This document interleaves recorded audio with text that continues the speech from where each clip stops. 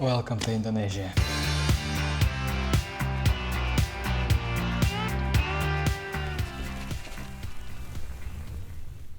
I can't even explain how stressful was the way from airport to here to my hostel and overall the border crossing, etc. A full day, I would say. But I got to my hostel. It's actually not a hostel; it's a private room, and I paid for the room like $5 or something, which is quite cheap, I would say, and it's good. But I'm gonna attach somewhere here. I don't know how the entrance looks like. I couldn't get in for 1 hour because I didn't know where to go, but eventually I've done it, and I'm so fucked up.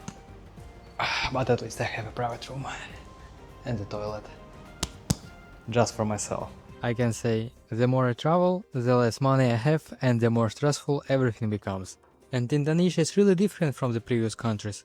This country is definitely poorer. And yeah, my goal for now is to figure out how to get to Lake Toba because I don't have any information in the internet, like literally anything. There is no buses, there is no trains, anything, so I have to go around the city and like ask locals or something, I don't know, which is quite difficult for me now because I'm so wiped out. There is no real organization here and there are almost no tourists, which makes locals very kind and smile with you. But at the same time, there are people who see you as an easy target for scams.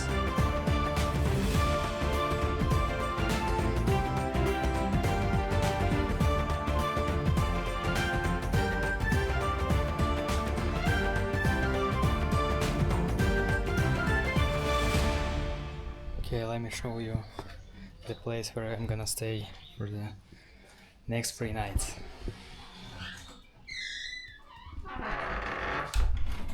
$6-7 per night, 3 nights, not bad.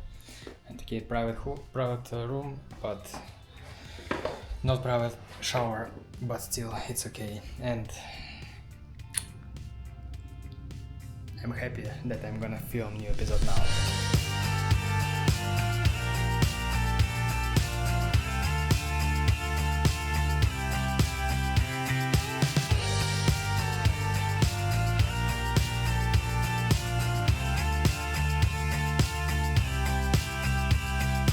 And this place is located at Sumatra Island that is surrounded by Lake Toba. And this Lake Toba was formed after the huge eruption like thousand years ago. So I don't know how to explain it, but it's kind of, here's the island, here is a lake, and this lake is kind of former volcano that was blown up like a long time ago. My days on Lake Toba were quite controversial. I came there to film amazing nature, but the weather had other plans on the first day, so I had to use every opportunity to film beautiful shots and use my drone. I woke up at 5 a.m. just to record some drone footages because all the time here is raining and I need at least something. So if everything will be nice, fine, and in half an hour there won't be any rain, I'll have some sunrise drone footage and it's gonna be amazing. Whew. Anything for the content.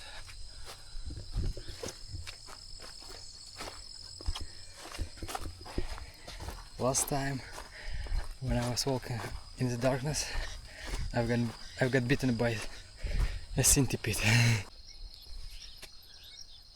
I don't know. Google Map shows me go right here.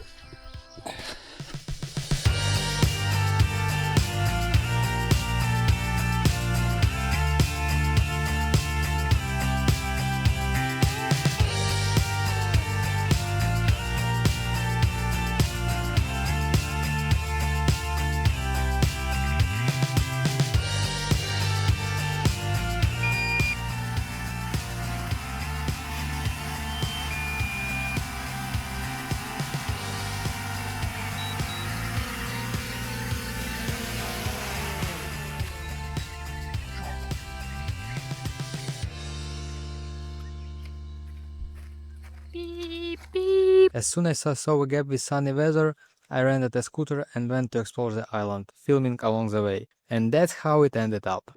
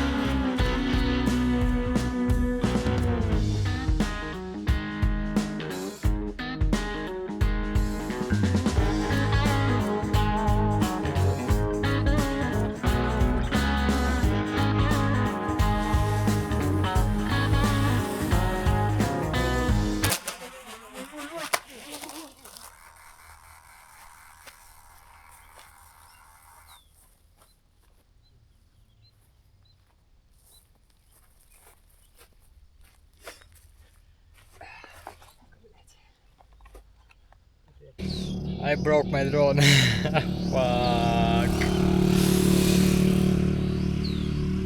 I mean, it works, but like the gimbal, this fin that rotates the camera is broken now. But still I can fly. But better to do it, of course, with working gimbal. And I wanna launch it now and try to fly, but my phone isn't charged and it's so hot and everything is so bad, except of you, of course.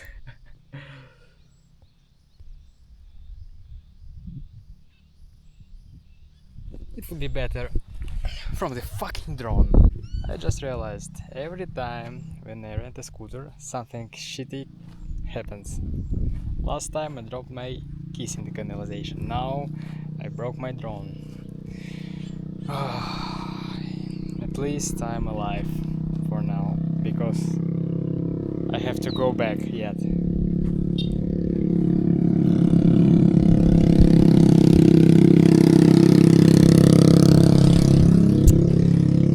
At least locals love me. Oh yeah, I forgot to say, I have lost $300.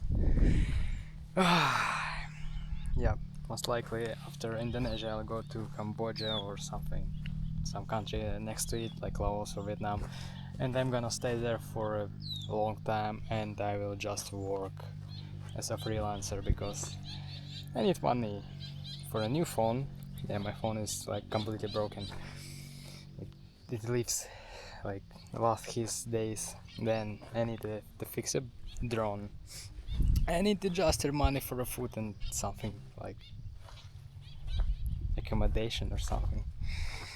My God. After such a hard day, when I came back to return the scooter, the owner, a tour organizer or just a local guy, proposed me to drink local wine with him, called Tuak. It's kinda local beer and wine together, an alcoholic drink made from the palm tree. I couldn't say no, but something in his words felt fishy.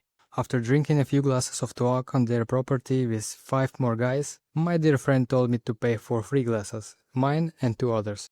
I thought it was weird, but it was just about $1, so it wasn't a problem to pay for the good vibe and attitude. I was already thinking to go home, but they invited me for dinner and more tuak in the bar.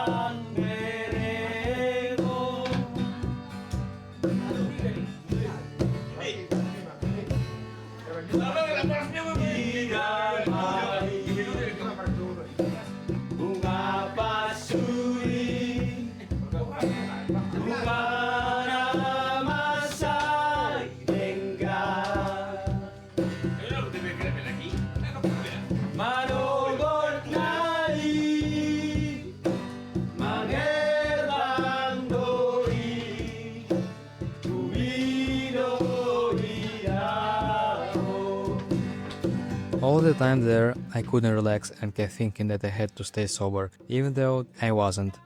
And for a good reason. At the moment when we had to pay, they had told me to pay 5 times more than it really was.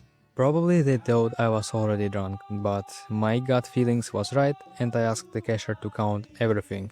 I paid only my part and went home. Today I'm moving from Sumatra Island and exactly today the weather is just perfect. Also, I have no idea how I'm gonna go further because the guys who I wanted to buy a ticket from, they tried to scam me and I thought, okay, no, I'll take some different bus or something, but the thing is that I don't know where to buy it and I thought to just use hitchhiking, but I don't know. So guys, here's a good piece of advice for all travelers. If you feel something is wrong, then something is wrong. Trust your gut and don't get blackout drunk. Almost every time when someone offers you something, it's a scam. Waiting for my boat, dying under the blazing sun, watching the fish, and I do feel that something bad is gonna happen today.